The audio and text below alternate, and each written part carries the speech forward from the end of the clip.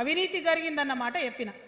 అంటే అవినీతి జరిగిందని చెప్పిన నన్ను బయటేసి అవినీతి చేసిన పందికొక్కుల్ని పక్కన కూర్చోబెట్టుకున్నారు చూడు, అది మన కేసీఆర్ కాదు, అది మన కేసీఆర్ కాదు. కాదు, ఆత్మలేని మరబొమ్మ ఇప్పుడున్న కేసీఆర్ మన కేసీఆర్ కాదు. మన కేసీఆర్ అయితే కళ్ళెత్తి చూసే ధైర్యం ఉండకుంటుండే, కాళ్ళు మొక్కేటటువంటి తత్వం ఉంటుండే.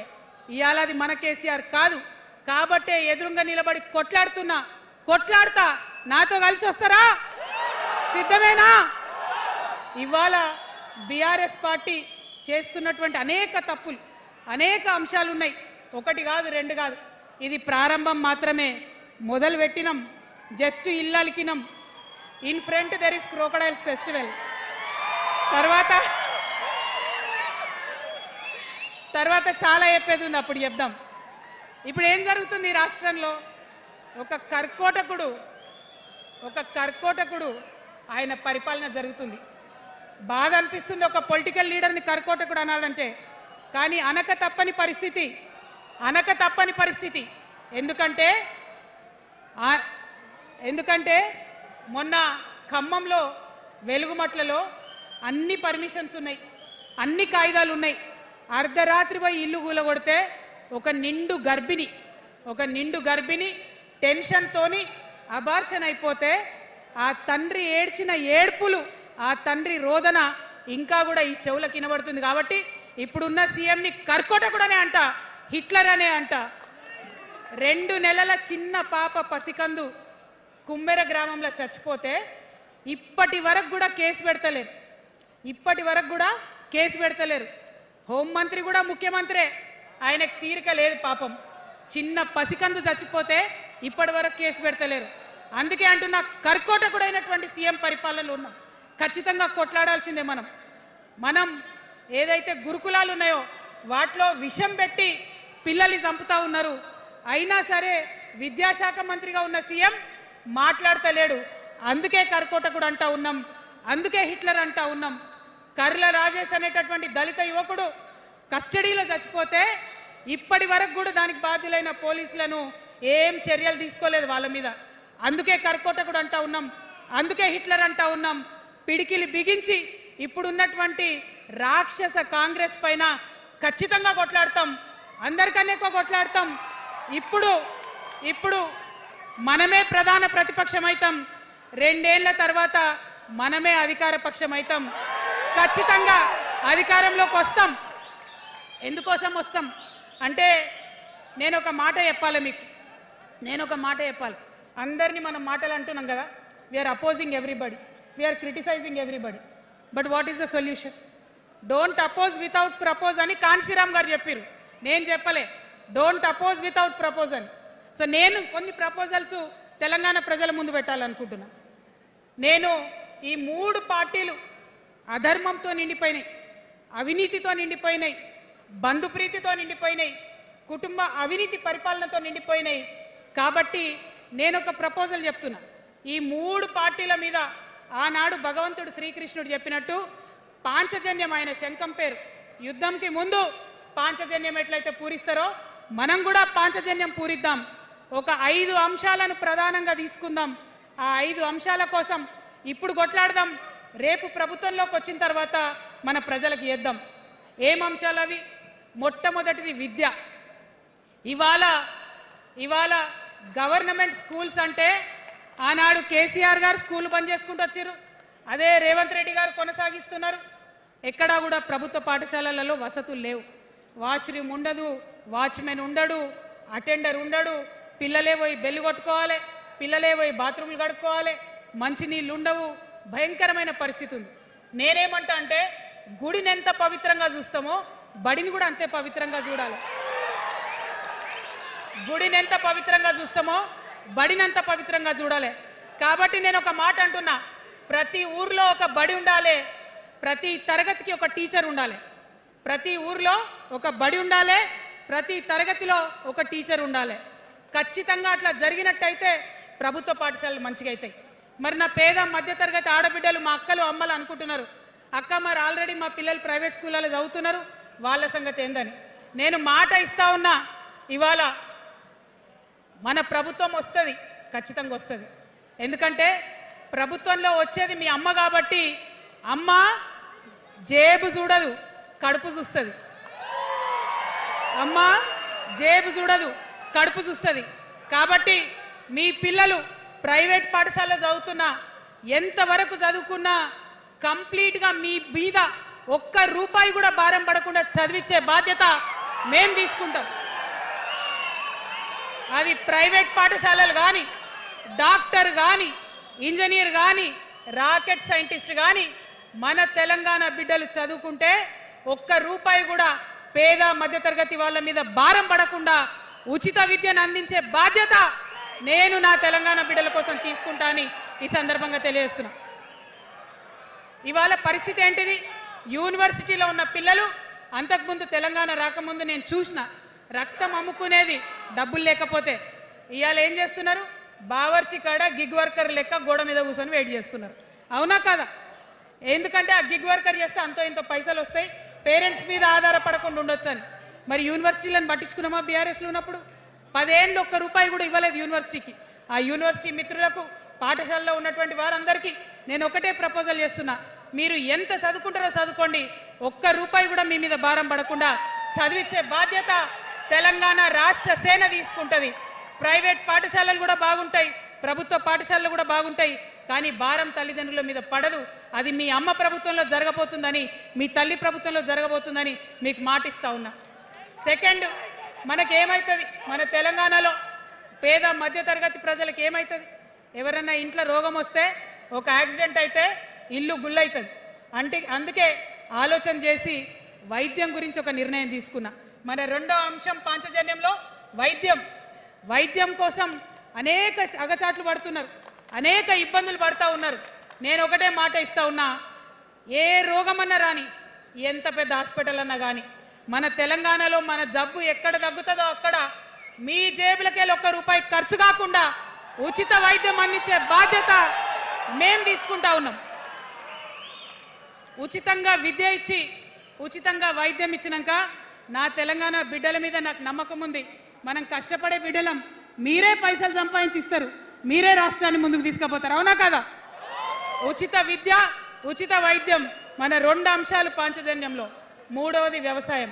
మా రైతన్నలు ఉన్నారు, మా రైతన్నలు ఎంతో కష్టపడి మరి పంటలు పండించి చెమటలు కక్కి మనందరికి అన్నం పెడతారు. మీ అందరినీ నేను కోరేది ఒకటే, ఇవాళ అందరూ అర్రాస్ పాట వాడినట్టు నీకు ఎకరానికి ఇంత ఇస్తా అని చెప్పి మాట్లాడుతున్నారు తప్పితే మనకున్న కష్టం ఎవరైనా తీరుస్తున్నారా? ఏం కష్టం ఉంటుంది రైతుకి? భూమి కష్టం ఉంటుంది, చెప్పుకోవాలి. భూమి మీద దాని ఇబ్బంది ఉంది. ఎంఆర్ఓ ఆఫీస్కి పోతే మనని ఎవడన్నా రాణిస్తాడా? మాట్లాడతాడా?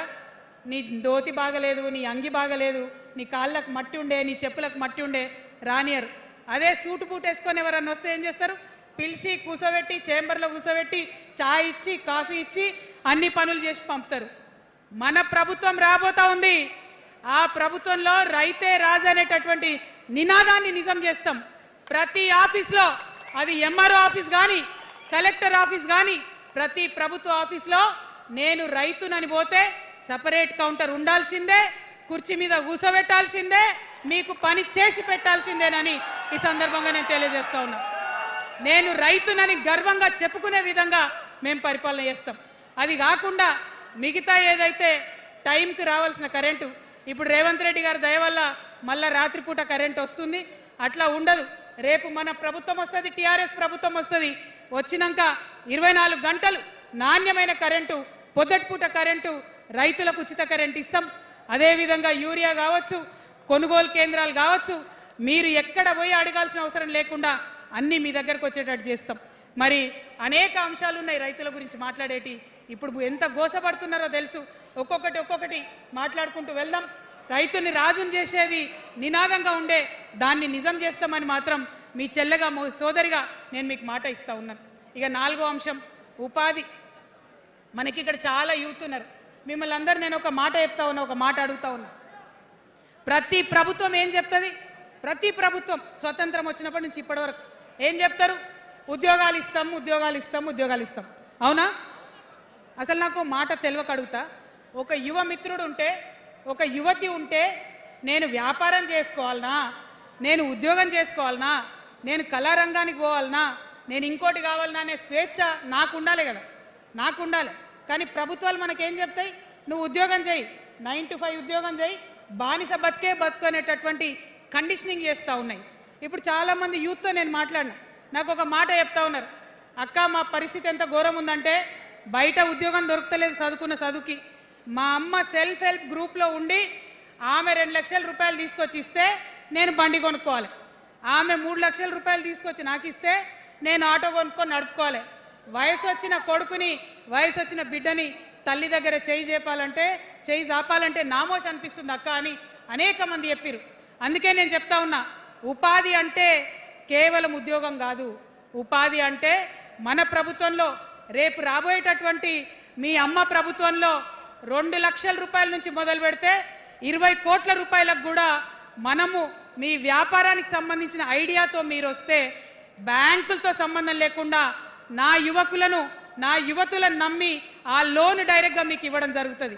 ఎందుకోసం ఈ మాట చెప్తా ఉన్నా అంటే మన తెలంగాణ బిడ్డలకు మంచి సృజనాత్మకత ఉంది, ఆలోచించే శక్తి ఉంది, కష్టపడే తత్వం ఉంది. ఇవన్నీ కూడా మంచి వ్యాపారవేత్తలకు ఉండేటటువంటి లక్షణాలు. కానీ వచ్చినటువంటి ఏ ప్రభుత్వాలు కూడా మనకు చేయూతనియ్యలే. ఖచ్చితంగా నా యూత్ని నేను నమ్మాలనుకుంటున్నా, నా యూత్కి నేను డబ్బులు ఇవ్వాలనుకుంటున్నా. వాళ్ళ చేతిలో డబ్బులు పెట్టి వాళ్ళు ఇంకెంత సంపాదన నా తెలంగాణ రాష్ట్రానికి ఇస్తారో చూడాలని నేను అనుకుంటున్నా. యూత్ ఎంపవర్మెంట్ గ్రూప్స్ తయారు చేస్తాం. 2 lakhs to 20 crores వరకు డైరెక్ట్గా గవర్నమెంటే ఉండి మీకు లోన్స్ ఇస్తాం. మరి ఉద్యోగం చేయాలనుకునే యూత్ ఉంటే నేను ఒక శుభవార్త చెప్తా ఉన్నా. బాగా లెక్క పెట్టినాం, మీకు తెలుసు నేను ఏది స్టడీ చేయకుండా చెప్ప, ఆగమాగం మీద అసలే చెప్ప. నేను స్టడీ చేసిన దానికి ఏంటంటే ఎవరైతే ఉద్యోగం చేయాలనే యూత్ ఉంటారో వాళ్ళకి మొదటి సంవత్సరమే మన గవర్నమెంట్ వచ్చినాక 4 లక్షల ఉద్యోగాలు ఒక్కటేసారి సింగిల్ నోటిఫికేషన్తోని ఇచ్చి తీర్థం. ఇది నా మాట. నేను మళ్ళీ మీకు ఎందుకు చెప్తా ఉన్నా ఈ మాట అంటే, నేను తల్లిని, నేను జేబు చూడా, ఎంత ఖర్చు అవుతుంది, ఎంత జీతం అవుతుంది చూడా, నా కొడుకు కడుపులో ఉన్న బాధను, వాడి ఆత్మగౌరవాన్ని, నా బిడ్డ బాధను, ఆమె చదువుకున్న చదువుకి రావాల్సిన ఉద్యోగాన్ని దాన్నే చూస్తా. కాబట్టి మొదటి సంవత్సరమే 4 లక్షల ఉద్యోగాలు ఇస్తాం. మరి మన ఉద్యమకారులు ఇంతమంది వాళ్ళ వయసుని, వాళ్ళ యవ్వనాన్ని, వాళ్ళు సంపాదించుకునేటటువంటి మొత్తం వయసును కూడా ఉద్యమానికి దారపోసిరు. కాబట్టి నేను ఉద్యమకారుల కోసం ప్రత్యేకించి జూన్ 2, 2014 వరకు కట్ ఆఫ్ డేట్ పెట్టుకొని ఆనాటి ఉద్యమకారులకి 1 లక్ష ఉద్యోగాలు, సూపర్ న్యూమరరీ జాబ్స్ క్రియేట్ చేయబోతా ఉన్నామని కూడా ఈ సందర్భంగా తెలియజేస్తున్నా. అంటే ఇవన్నీ తెలంగాణ ఉద్యమంలో, తెలంగాణ రాష్ట్ర సాధనలో మీరు చేసిన ప్రయత్నానికి, మీ రుణం తీర్చుకోవడానికి నేను చేస్తున్న ఈ ప్రయత్నం అని చెప్పి ఈ సందర్భంగా తెలియజేస్తా ఉన్నా. మరిగా మన పాంచజన్యంలో 5వ అంశం, ఆఖరి అంశం, అతి ముఖ్యమైనటువంటి అంశం సామాజిక న్యాయ తెలంగాణ సాధించాల్సిందే. మన ఎస్సీ మిత్రులకు, ఎస్టీ మిత్రులకు, అగ్రవర్ణాల్లో ఉన్నటువంటి పేదవారికి, బీసీలకు అందరికీ న్యాయం జరగాలి. మా మైనారిటీ సోదరులు, మా ముస్లిమ్స్ కావచ్చు, క్రిస్టియన్స్ కావచ్చు, సిక్కులు కావచ్చు, అందరికీ కూడా న్యాయం జరగాలి. మరి బీఆర్ఎస్లో మనం చూసినాం, मुस्लिम्स कोसम थोड़ी देर उर्दू में बात करके आपसे मीठी मीठी बातें बोल के सोपत करके देखो, सोना घिसके देखो बोले, आप 2 बार सोपत कर लिए, तालीम का एक छोटा सा रोशनी आपको दिखाए लेकिन रोजगार आपसे दूर रखे। जो 12% रिजर्वेशन का बात हुआ था उसके ऊपर कुछ भी अमलावरी नहीं हुआ। और जो माइनॉरिटी फाइनेंस कॉरपोरेशन का पहले लोन मिलते थे 10 साल के बीआरएस में कितने लोन मिले, अब 2 साल के कांग्रेस में कितने लोन मिले, आप एक बार देख लो। सारे लोग बस बातें ही बोल रहे हैं लेकिन काम कोई नहीं कर रहा है। आपकी बेटी हूँ मैं, ये धरती का कर्ज उतारने के लिए नया पॉलिटिकल पार्टी आपके सामने लेके आई हूँ। आपसे मैं गुजारिश करती हूँ मेरे साथ चलिए, जो बदलाव आपके जिंदगी में आएगा जरूर आपको बदलाव दिखेगा, पहले जैसा नहीं होगा। बिल्कुल अलग सा एक स्ट्रैटेजी बना रहे हैं, अलग से आपके रेस्पेक्ट के लिए हमारी सोच है। हम मिलेंगे, बात करेंगे।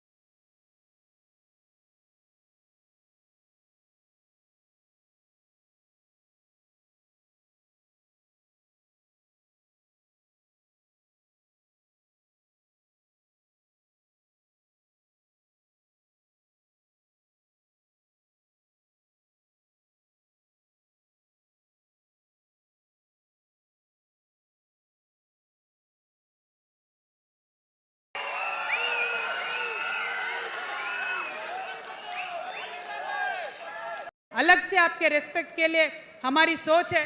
हम मिलेंगे, बात करेंगे।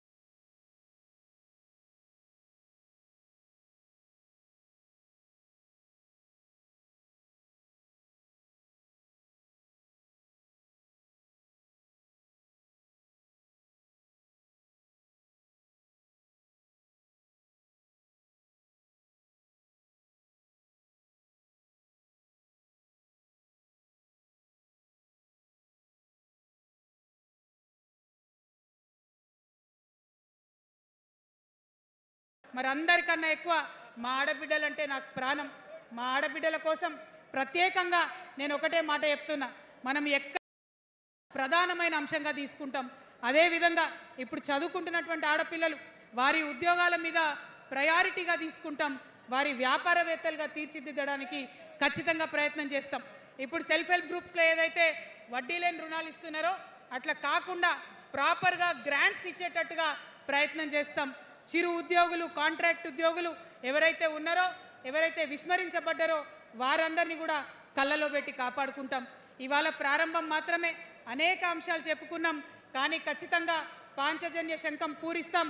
అవతలి వాడు మనవాడైనా సరే, అధర్మం వైపు వాడుంటే వాళ్ళ మీదైనా సరే యుద్ధం చేయడానికి ఖచ్చితంగా వెనుకడుగు వేయకుండా ముందుకే వెళ్తామని తెలియజేస్తూ, మరి ఈ మూడు పార్టీలు కూడా, Congress party single agenda Rahul గాంధీని ప్రధానమంత్రి చేయాలి, BRS party single agenda farm హౌస్లో పెద్దసారి ఉండాలి, చిన్నసారి సీఎం కావాలి, బీజేపీ పార్టీ సింగిల్ ఎజెండా సామాజిక న్యాయాన్ని కథం పట్టియాలి.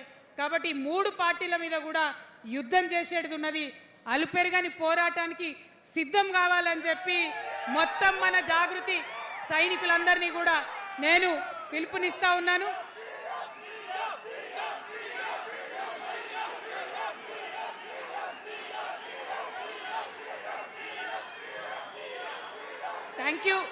Thank you. జై తెలంగాణ, జై తెలంగాణ. జోహార్ తెలంగాణ విద్యార్థి అమర వీరులకు, జోహార్ తెలంగాణ విద్యార్థి అమర వీరులకు, జోహార్ తెలంగాణ అమర వీరులకు. జై తెలంగాణ, జై టిఆర్ఎస్, జై టిఆర్ఎస్, జై టిఆర్ఎస్. టిఆర్ఎస్ అంటే జిందాబాద్ అనాలి. TRS, TRS, TRS. జై తెలంగాణ, జై తెలంగాణ, జై తెలంగాణ.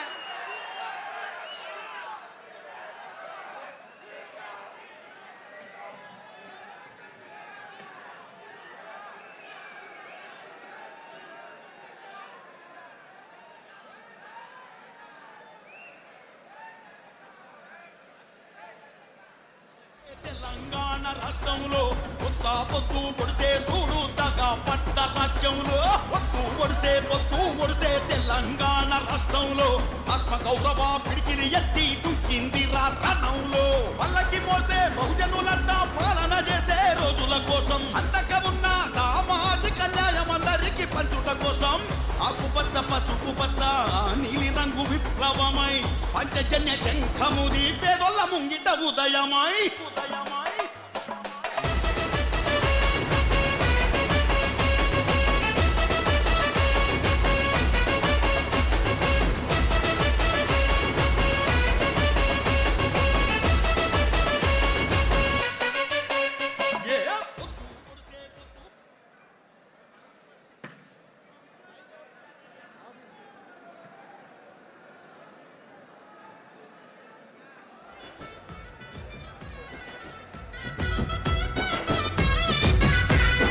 గడ్డకేను ఆడబిడ్డవంట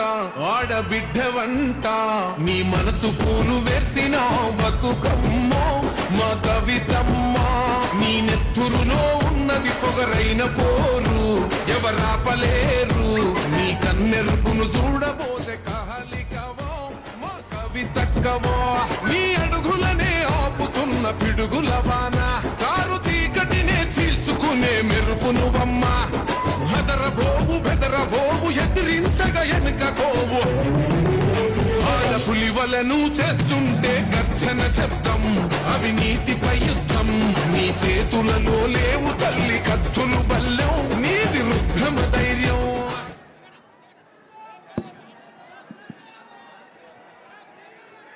ఇప్పుడు శంఖం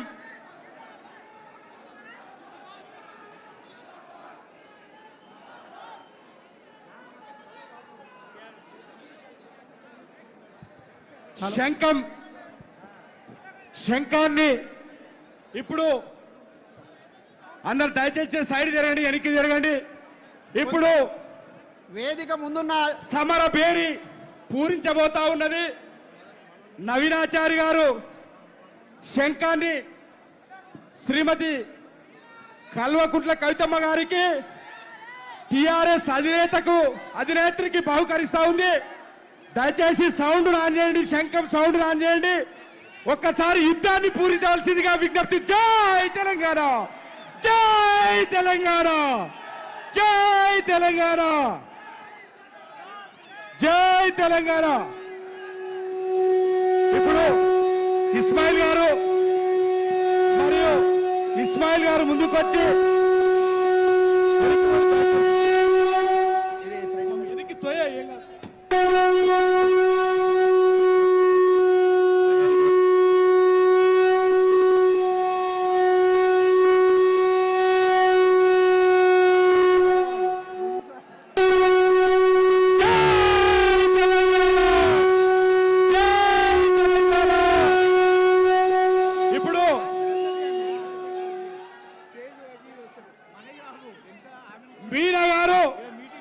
మీనా గారు తన కథను శ్రీమతి టిఆర్ఎస్ అధినేత్రి మన కవితమ్మ గారికి తన కథను ఇవ్వబోతా ఉన్నారు. పేదరికంపై, విద్యపై, వైద్యంపై యుద్ధం ప్రకటించబోతా ఉన్నది. ఈరోజు తెలంగాణ రాష్ట్ర ప్రజలకు అండగా ఉంటారని, ఆకాంక్షలకు ఆశయాలకు అడ్డుగా వచ్చేటువంటి వారిని సంవరించడంలో భాగంగా అట్లాగే ఇప్పుడు కొంచెం ఆగి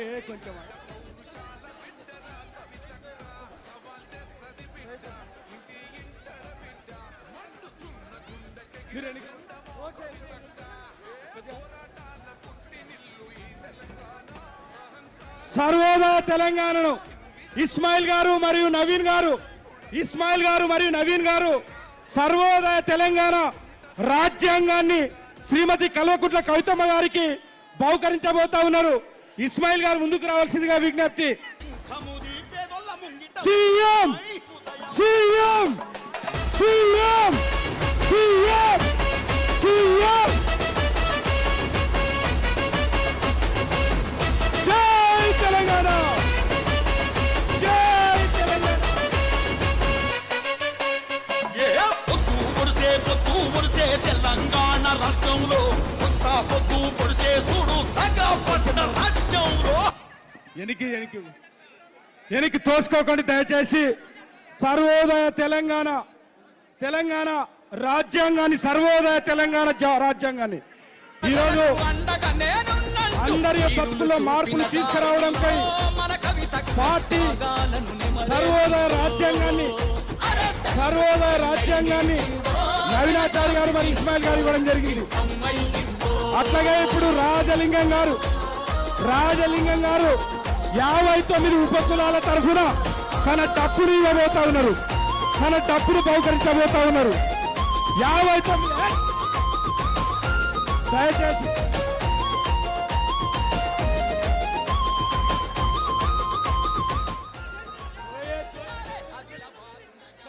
కొమరం భీము త్యాగాల మంచిరాల ముంచెత్తాలే నిర్మల్ నీకు తెలుసాలే నిజామాబాదు జాగోరే ఇప్పుడు దండు కట్టాలే పెద్ద పెళ్లి ఇప్పుడు డప్పుని రాజలింగం గారు 59 ఉపకులాల తరఫున మాదిగ తండోర డప్పును వాయించబోతా ఉన్నది. ఒక్కసారి మా అందరి కోరిక మీదకు వాయించాల్సిందిగా విజ్ఞప్తి. జై తెలంగాణ, జై తెలంగాణ. ఇప్పుడు ఆర్మూరు రైతులు వారి యొక్క రైతు నాగలి గుర్తులు రైతు నాగల్ని తీసుకురావాల్సిందిగా విజ్ఞప్తి. అట్లాగే శివశంకర్ తన ఖడ్గాన్ని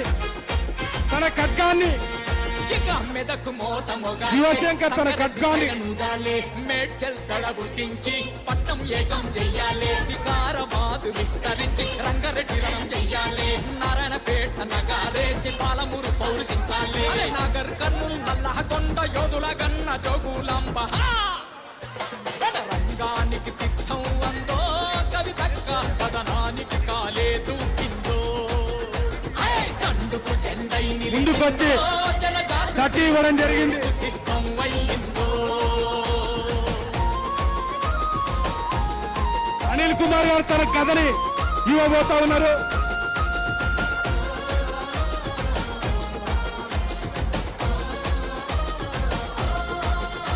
వనపర్తి వణికించాలే సూర్యపేట భువనగిరి కోట జనగామ మానుకోట జయశంకరు సారు పేరున్న భూపాలపల్లి జిల్లా అరే మన్యం వీరుల త్యాగాల ములుగు జిల్లా అనే కొత్తగూడెం తొవ్వా చూపి ఖమ్మం కోరుకు దారులేసింది.